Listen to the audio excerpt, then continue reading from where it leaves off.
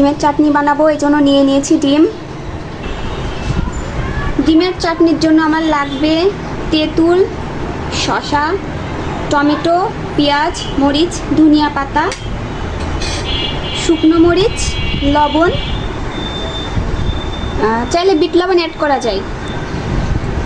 আমার কাছে যা আছে তা দিয়ে এখন আমি ডিমের চাটনিটা বানিয়ে নেব। দিয়ে দিচ্ছি শসা কুচি, তেঁতুলের চাটনি, ধনিয়া পাতা। আমি পেঁয়াজটা একটু কম খাই, এই জন্য সামান্য পেঁয়াজ কুচি। আর ঝাল নামে মাত্র ঝাল খাই, একটু ঝাল। দিয়ে দিচ্ছি টমেটো কুচি,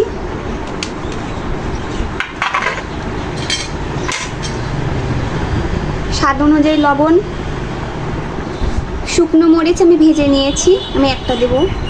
এখন দিয়ে দিয়েছি লেবুর রস, দিয়ে দিচ্ছি টমেটো সস। সব উপকরণগুলো আমি ভালোভাবে মিশিয়ে নেব। এটি করে ফেললাম ডিমের চাটনি। আমি আজকে ফার্স্ট বানিয়েছি, জানি না টেস্ট কেমন হবে। এখন আমি খেয়ে দেখব কেমন হয়েছে। বিসমিল্লাহ।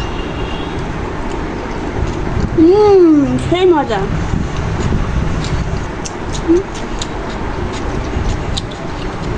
আপনারাও বাসায় বানিয়ে দেখবেন, এটি টেস্টি এবং পুষ্টিকর একটি খাবার।